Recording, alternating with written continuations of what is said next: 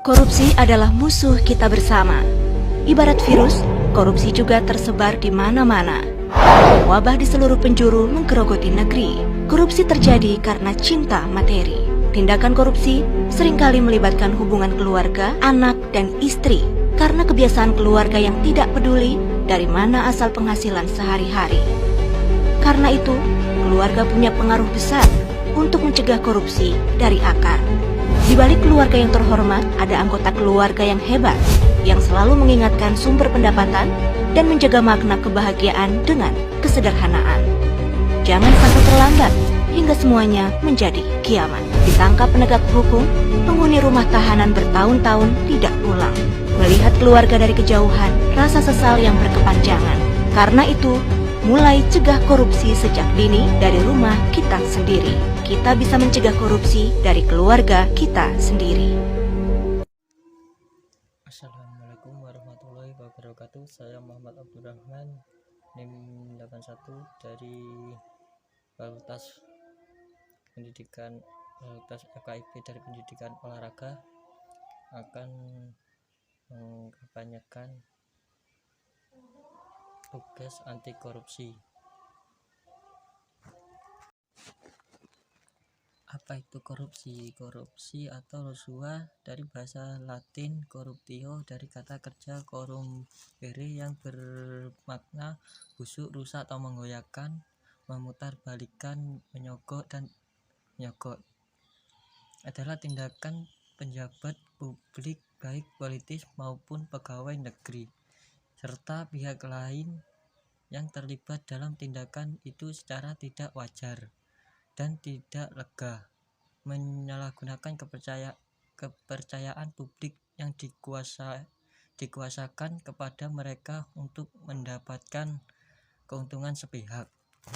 Sedangkan berdasarkan Undang-Undang Nomor 31 Tahun 1999, korupsi adalah tindakan setiap orang yang secara melawan hukum melakukan perbuatan memperkaya diri sendiri atau orang lain atau suatu korporasi yang dapat merugikan keuangan negara atau perekonomian negara. Unsur-unsur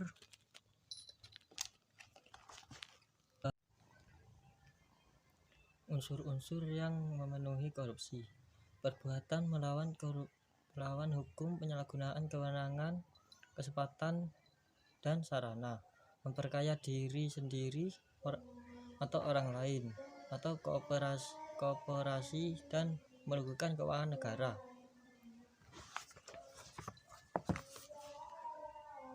Jenis tindakan pidana korupsi: memberi atau menerima hadiah atau janji, penyuapan, penggelapan dalam jabatan, pemerasan dalam jabatan, ikut serta dalam penggadaan bagi pegawai negeri, dan menerima gratifikasi. Dalam arti luas, korupsi atau korupsi politis adalah penyalahgunaan jabatan resmi untuk keuntungan pribadi. Kondisi yang mendukung munculnya korupsi: konsentrasi kekuasaan di pengambil keputusan yang tidak bertanggung jawab langsung kepada rakyat, seperti yang sering terjadi di rezim-rezim yang bukan demokratik. 2. Kurangnya transparansi di pengambilan keputusan pemerintah. 3. Kampanye politik yang mahal, pengeluaran lebih besar dari pendanaan politik yang normal. 4. Proyek yang melibatkan uang rakyat dalam jumlah besar. 5. Lingkungan tertutup yang mementingkan diri sendiri dan jaringan teman lama. 6. Kelemahnya ketertiban hukum. 7. Lemahnya profesi hukum. 8. Kurangnya kebebasan pendapat. 9. Gaji pegawai pemerintah yang sangat mahal. Faktor-faktor penyebab korupsi. 1. Faktor internal terdiri dari sifat tamak dan gaya hidup konsumtif. 2. Faktor eksternal terdiri dari faktor politik, faktor hukum, dan faktor ekonomi dan organisasi.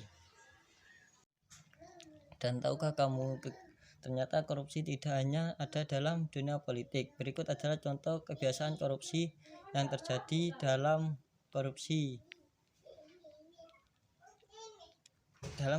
keseharian kita. 1. Menyepelekan uang kembalian. Kamu pernah diminta orang tua atau siapapun untuk membeli sesuatu di toko. Mereka lalu memberikan sejumlah uang yang nominalnya besar. Ketika belanja, ternyata ada uang kembaliannya. Tak jarang kamu tidak membalikan uang tersebut karena beranggapan bahwa itu bagian dari upah kamu, atau menganggap orang tua atau saudara kamu mereka, jadi tidak perlu dikembalikan.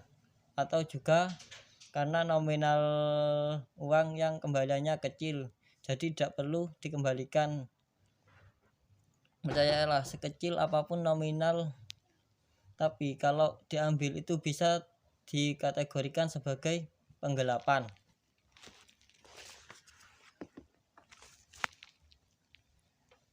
2. Sengaja membesarkan biaya hidup di perantauan. Buat kamu yang merantau karena sekolah atau kuliah, pernah gak sengaja membesarkan kebutuhan hidup biar dikirim uang bekal dalam jumlah banyak oleh orang tua? Misalnya, uang kuliah dan biaya hidup di perantauan dalam 1 bulan sebenarnya hanya 3 juta, tapi kamu minta kepada orang tua sebesar 4 juta. Padahal kelebihan uang itu dipakai untuk membeli skincare, pakaian, atau nongkrong kamu. Selain memberatkan beban orang tua, hal seperti ini juga tidak baik dan tidak patut dijadikan kebiasaan. 3. Menggunakan fasilitas bersama untuk kepentingan pribadi. Mungkin ada di antara kamu pernah menggunakan fasilitas bersama seperti kendaraan, kantor, laptop, mesin print, dan sebagainya dengan untuk kepentingan pribadi. Perlu kamu ketahui, hal ini sebenarnya termasuk tindakan korupsi, karena pada barang yang kamu gunakan tersebut terdapat hak orang lain juga. Mari kita wujudkan Indonesia bebas korupsi. Terima kasih. Wassalamualaikum warahmatullahi wabarakatuh. Kalau saya sebut koruptor sakit mental, nggak apa-apa sih ya. Masa koruptornya nanti ngesomasi kita? Nggak apa-apa kalau kita disomasi gara-gara itu, nggak apa-apa. Nggak apa-apa. Lucu beritanya, lucu nanti. Ya tapi ya udah, kalau gitu kita tegaskan aja bahwa koruptor itu memang sakit mental. Dia gagal untuk mendefinisikan kebahagiaan, dia gagal untuk bisa menjelaskan sukacitanya, dia gagal untuk bisa menjelaskan uang dapat segini maka dia akan mendapatkan apa. Kan berarti harus ada kompensasi. Dia gagal untuk menemukan kompensasi uang itu.